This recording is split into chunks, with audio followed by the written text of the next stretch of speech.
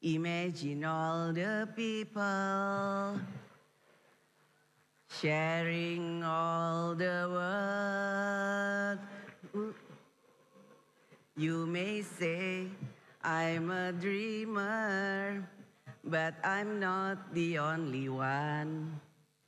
I hope someday you will join us and the world will live as one.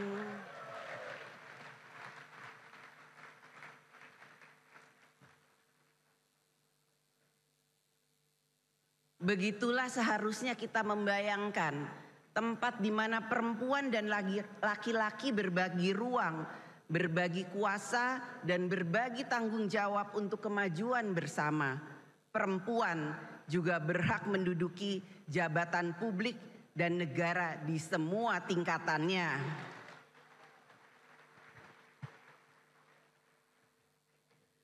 Pondasi berikutnya yang tak kalah penting adalah membangun pondasi kebudayaan. Kebudayaan bukan sekedar menjaga warisan masa lalu, melainkan juga sebagai upaya memperkuat jiwa kolektif yang menyatukan dan memberi arah moral bagi bangsa kita. Di tengah derasnya arus globalisasi nilai dan budaya asing, identitas bangsa kita tidak boleh luntur. Nilai-nilai luhur Pancasila, semangat gotong royong, serta Bhinneka Tunggal Ika adalah modal sosial terbesar yang kita miliki. Kita juga menghadapi tantangan terbesar yang berasal dari dalam diri kita yang harus kita taklukkan demi membangun kekuatan nasional yang kokoh dan berkelanjutan. Seperti yang pernah diingatkan oleh Bung Karno, perjuanganku lebih mudah karena melawan penjajah, tapi perjuanganmu akan lebih sulit karena melawan bangsamu sendiri. Di satu sisi, rakyat kita dengan segala keterbatasannya memiliki etos kerja yang luar biasa. Petani, nelayan, buruh, guru, ojek online, TNI, Polri, ASN, tenaga kesehatan di pelosok-pelosok negeri, mereka semua bekerja keras tanpa kenal lelah. Namun di sisi lain, kita menghadapi kenyataan pahit. Sebagian kecil masyarakat dengan segala kelebihannya justru mengeksploitasi rakyat dan sumber daya alam melalui praktek bisnis yang manipulatif, bisnis ilegal, tambang ilegal, judi online, narkoba, penyelundupan dan lain sebagainya. Keuntungan mereka sudah melampaui batas rasionalitas ilmu ekonomi dan nilai peradaban. Presiden Prabowo Subianto menyebutnya dengan istilah tajam, serakah nomik.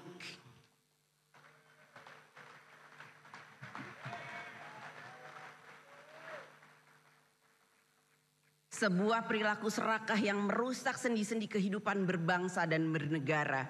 Ini adalah persoalan serius yang harus kita hadapi bersama. Menghadapi tantangan ini, kita membutuhkan pendekatan yang komprehensif, meliputi politik, ekonomi, hukum, budaya, dan komitmen bersama seluruh elemen bangsa. Kita perlu menjalankan transformasi ekonomi dan keadilan sosial yang nyata, penegakan hukum yang tegas dan tidak pandang bulu, serta kerja kolektif dalam mewujudkan transformasi nasional. Dengan kebersamaan dan tekad bulat, kita yakin bahwa kita mampu memperkuat pondasi nasional yang akan menjadi kekuatan demi mewujudkan Indonesia yang adil, maju dan berdaulat. Saudara-saudaraku sebangsa dan setanah air, tahun 2045 akan menjadi tonggak bersejarah saat Indonesia merayakan 100 tahun kemerdekaan.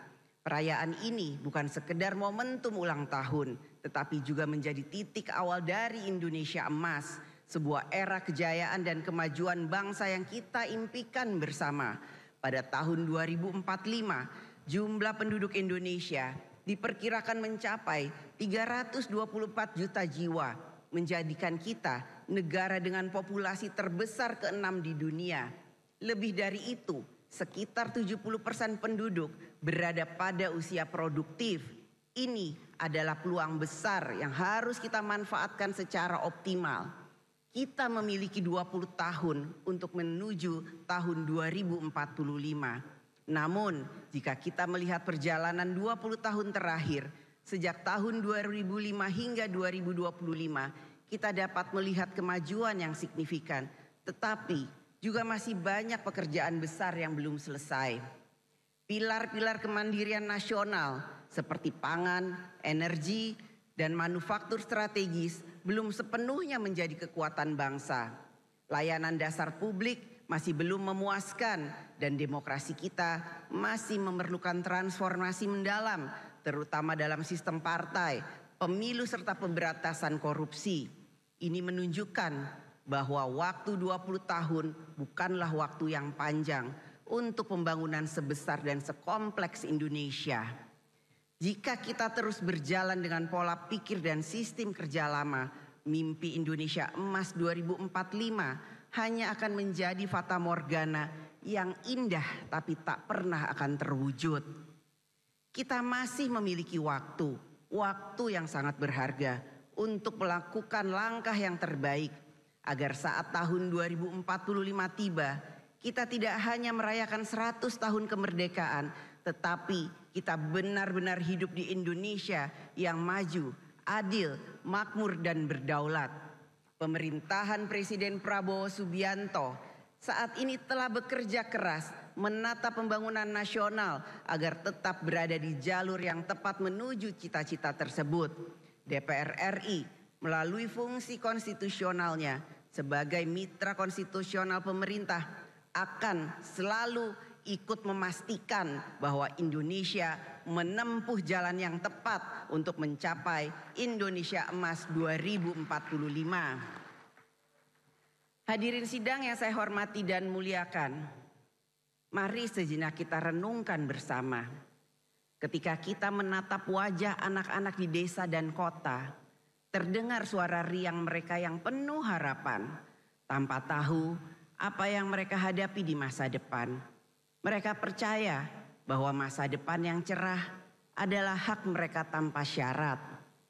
Kepercayaan inilah yang menjadi amanat terbesar bagi kita semua, panggilan anak cucu kita, agar kita mewariskan negeri ini dalam keadaan yang lebih baik daripada yang kita terima. Hari itu bukanlah hari ini. Kata-kata ini mengingatkan kita bahwa kita masih memiliki waktu untuk menunaikan panggilan sejarah, untuk membuat kebijakan hari ini yang akan menjamin masa depan Indonesia yang cerah, bermartabat dan hebat. Mari kita jalankan amanah ini dengan tekad yang kuat, dengan kerja keras tanpa henti dan melayani rakyat dengan sepenuh hati. Jangan biarkan rakyat menunggu, karena setiap hari adalah kesempatan untuk memperbaiki dan membangun Indonesia.